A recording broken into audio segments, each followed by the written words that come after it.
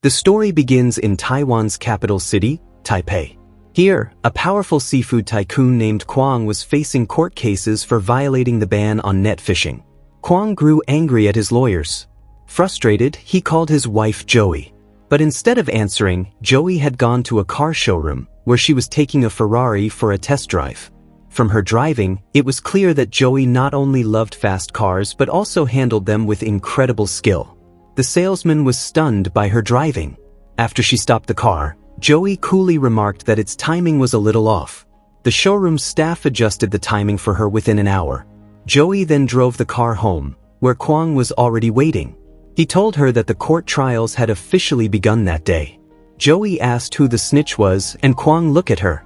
Joey quickly reminded him that a wife can't testify against her husband. Kwang let the matter go but asked if she really needed the new Ferrari. Joey replied that she got it for him, wishing him a happy birthday. Afterward, Joey went to her son Raymond. She adored him deeply, but Raymond was busy packing his bag, convinced that Kwang would soon end up in prison. He accused his stepfather of destroying the entire marine ecosystem, but Joey tried to calm him down. Raymond then asked why she had ever married Kwang. Joey confessed that long ago, when they desperately needed help, Kwang was the one who had stepped in. Raymond pressed her about his real father. Joey didn't like talking about it. All Raymond knew was that his biological father had been a pastry chef who died in a car accident. The scene now shifts to Minneapolis, where we see a bloodied man named John. As the police placed handcuffs on him, another officer intervened, saying he was her undercover agent. John's partner, Officer Santiago, was in critical condition. When John's superior asked what had happened, he explained. Santiago had been recording everything, but he accidentally dropped his badge. The gangsters spotted it. In that moment, John and Santiago's cover as chefs was blown. A fight broke out between John and the gangsters. While John defended himself, Santiago was badly injured in the chaos. The kitchen was soon swarming with thugs. John fought them off using nothing more than a frying wok, fending them off with skill and improvisation. At one point, he even paused the fight, asking for a moment to drink some water before resuming the brawl. One by one, John beat them all. He even set one gangster on fire, sending the entire restaurant into panic. As a DEA agent, John tried to interrogate one thug about Kwang Enterprises, but the man revealed nothing. Suddenly, another gangster opened fire on them, sending water spilling everywhere inside the restaurant. In the middle of all this chaos, John rescued a goldfish from the shattered aquarium. Later, John and his superior, Officer Charlotte, entered a warehouse where they discovered Kwang had been hiding drugs inside food cans. Meanwhile, word reached Kwang that the DA had seized his shipment. His troubles were mounting. That night, Kwang went to Joey. He thanked her for the birthday gift and tried to speak with her about their relationship, about their love. But Joey did not love him. Kwang reminded her that for the past 15 years, he had taken care of her and Raymond. That reminder was enough for Joey to give in and show him affection again. At the same time, John received word of a new informant inside Kwang's empire. The informant promised to hand over Kwang's ledger. John shared this with Charlotte, but she was skeptical about the tip. John insisted that if it was real, they had to follow it. He wanted to go to Taipei, but Charlotte immediately refused. Whatever had happened 15 years ago, she warned him he could not go back there. Instead, she rewarded him for seizing Kwang's shipment, telling him to take some vacation time and enjoy himself. John agreed, but at the airport, it became clear. His destination was Taipei. Meanwhile, in Taipei, Raymond entered Kwang's room. He started messing with Kwang's rhino figurine when suddenly Kwang walked in. Raymond quickly said he only came to borrow a pencil sharpener. Kwang handed him one and casually suggested they should play golf together sometime. But Raymond refused. He hated Kwang. At the same time, Joey was watching the news when her eyes caught sight of John in the footage. In that moment, memories from her past came flooding back. John had already landed in Taipei and checked into a hotel. At 5 o'clock sharp, he was supposed to receive the ledger there. Meanwhile, Joey was looking at old photographs of herself and Raymond when they were younger. But just then Kwang called for her. And here came the shocking truth. The snitch was none other than her own son, Raymond. Joey refused to believe it. But Kwang had proof, CCTV footage. Raymond shouted in anger, accusing Kwang of destroying the ecosystem and killing dolphins. Kwang snapped back, saying, "To hell with your dolphins. Where is my ledger?" Joey asked Kwang to give her a minute, promising to talk to Raymond. She tried to convince her son to hand it over. Raymond told her, "Mom, I only need 5 minutes. In that time, the ledger will already be with Agent John." The mention of John's name startled Joey. Raymond begged for just those 5 minutes. So Joey distracted Kwang, trying to buy time. She began insulting him, saying that after their marriage she was forced to start smoking, and that cigarette smoke was disgusting. But to her, Kwang's own stench was even worse than the smell of smoke. She couldn't stand him coming near her. Hearing this, one of Kwang's employees couldn't help but laugh. Kwang's fury turned toward him, and he killed the man brutally. Then Kwang pointed a gun at Raymond, demanding to know where the ledger was. Raymond admitted that through a friend, he had already sent it to a hotel. Right then, the bell rang in John's room. The ledger was lying right at his doorstep. John picked it up, stunned that what he had been searching for was finally in his hands. Meanwhile, Kwang was preparing to punish Raymond, threatening to cut off his limbs with a sword. But Joey struck down another guard, snatched his gun, and pointed it at Kwang, demanding he let them go. Kwang sneered, saying she wouldn't dare shoot him. In that moment, Raymond attacked from behind, knocking Kwang unconscious. Joey and Raymond grabbed the Ferrari and raced toward the hotel. But Kwang's men had already arrived there. Inside, John was photographing the pages of the ledger. The gangsters loaded their guns and knocked on a door, but it turned out to be the wrong room. Frustrated, they went down to the reception desk and asked about the new American guest. Soon, John's doorbell rang again. This time, it was Joey and Raymond. The moment John saw Joey, he was stunned. He opened the door and asked what had happened to her face. Joey told him Kwang already knew the ledger was with him and had sent men to kill him. It was here that John realized Joey was now Kwang's wife. Raymond, confused, struggled to process everything. Suddenly, Kwang's men arrived. John pulled Joey and Raymond inside and hid them in the bathroom. The thugs opened fire on the door, then called Kwang to report that his wife was inside. Kwang ordered, "Bring my wife to me. Kill the others." The first bullet struck one of John's teammates. Another tried to fight back but was quickly overwhelmed and killed. From inside the bathroom, John tossed out a red smoke grenade. The gangsters blindly fired dozens of bullets into the bathroom. John retaliated, throwing a real grenade outside. In the chaos, he led Joey and Raymond through the air vents to escape. On his way out, he sabotaged the elevator and broke the stairwell door knob, slowing down their pursuers. By then, the police had arrived at the hotel. And right there, Joey revealed the truth. John was Raymond's real father.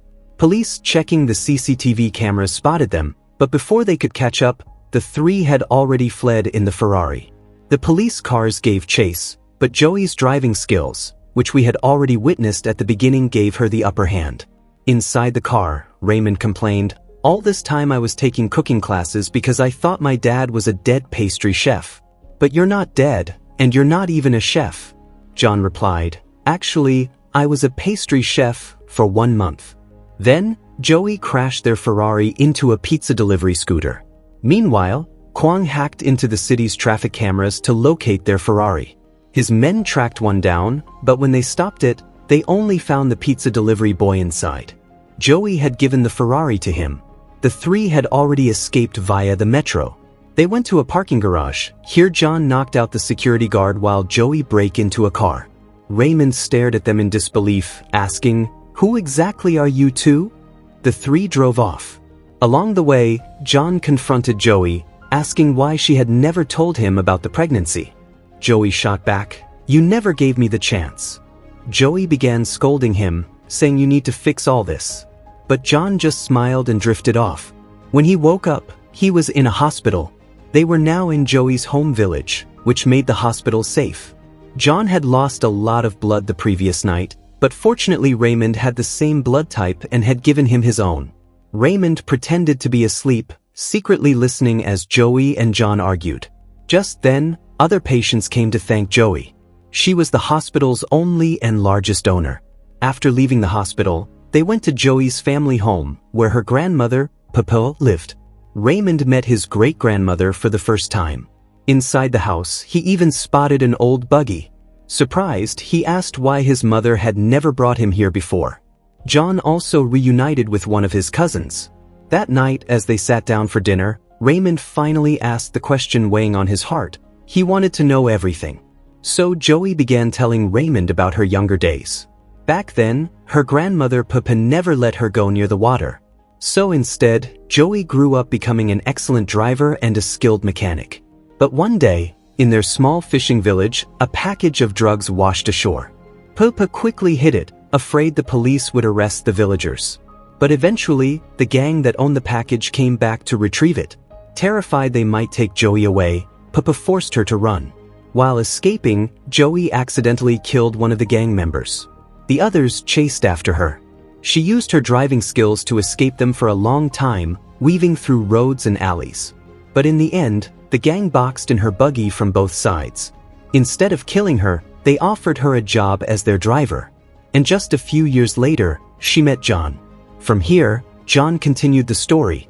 He explained how he had come to track a drug shipment. Disguised as a client, he was following a car transporting narcotics.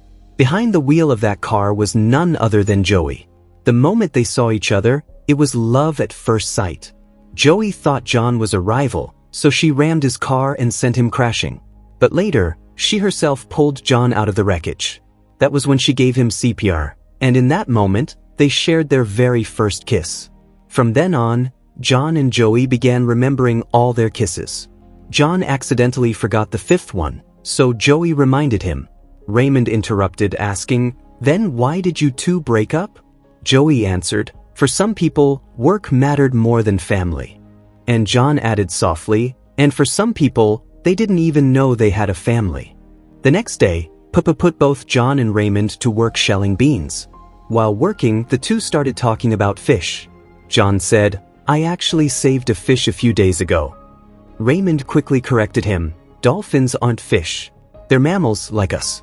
And every year, Kwang's fishing boats kill nearly 650,000 dolphins."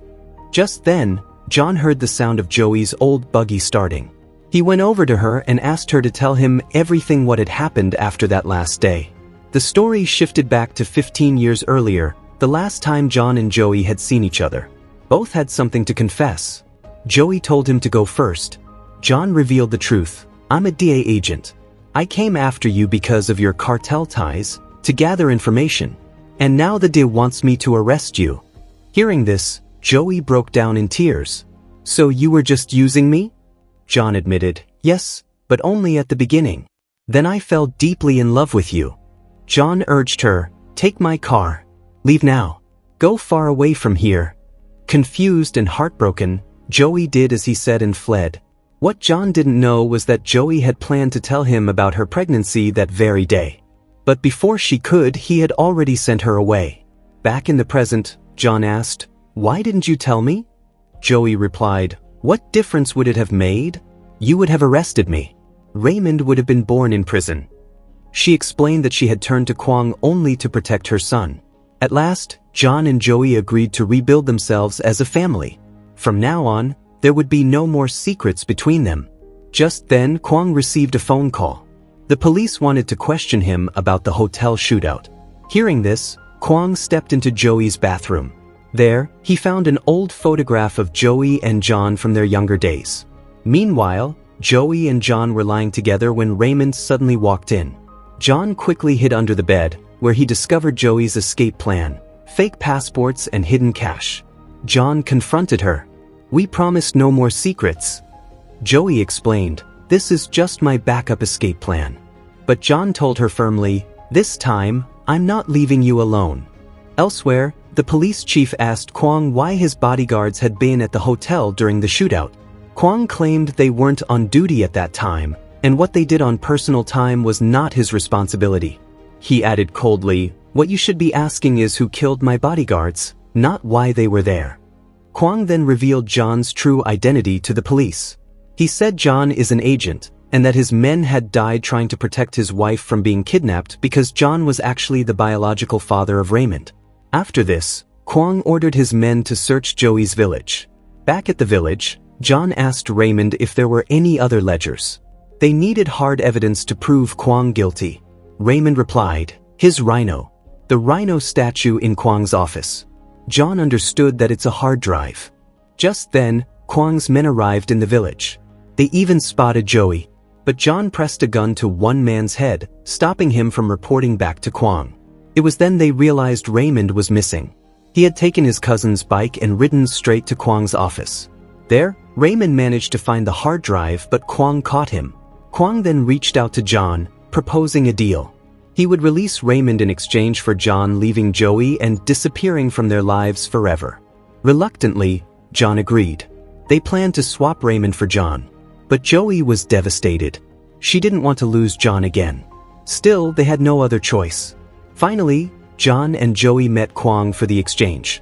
But Raymond was locked inside Kwang's car. Kwang intended to take Joey and Raymond with him. John protested, that wasn't our deal. Kwang snapped, don't talk to me about deals. He began recounting their history. When the gang members had first captured Joey years ago, Kwang had been their leader. She had killed his best driver, so he needed a replacement. With her skills and knowledge of cars, Joey was the perfect fit. At that moment, Joey thought Kwang had killed her grandmother Papa. But Kwang denied it. I'm not a monster. Papa was perfectly safe. He told Joey, I'll always protect your family and give you the life you deserve. We could be a great team together. It became clear Kwang had been infatuated with Joey from the very beginning. And now, he was ready to kill John. Taking Joey with him, Kwang prepared to leave. But John wasn't about to be separated from his family again. From a distance, he shot the driver of Kwang's car. Kwang took the wheel himself, shouting furiously, we were supposed to be family, and you do this to me? His anger burned with betrayal, yet part of him still wanted to start over. John chased them through the alleys, finally catching up. But in the chaos, Kwang managed to grab the USB drive and escape. John began searching for Kwang near a nearby toy store. Kwang slipped away, but John soon spotted a girl who had fallen inside a theater. That meant Kwang was here. John tracked him down, pulled out his gun and declared, you're under arrest. But Kwang calmly replied, this isn't about phishing cases. This is personal. I loved Joey for 15 years, and then you came along. He taunted John, go on, shoot me. Pull the trigger. Instead, John threw his own gun aside. The two clashed in a brutal hand-to-hand fight. Inside the theater, only an elderly couple remained. They thought they were watching a thrilling 3D movie. Before long, John overpowered Kwang and won the fight. The old man in the audience cheered in excitement. Moments later, the police arrived and arrested Kwang.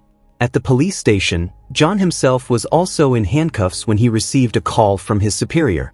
She scolded him, I told you to go on vacation, but you went rogue.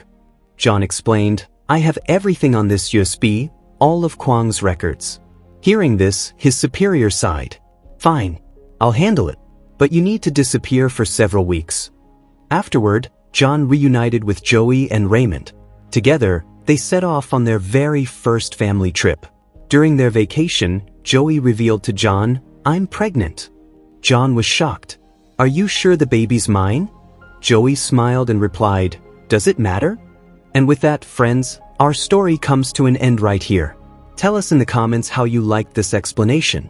And don't forget to like the video and subscribe to the channel.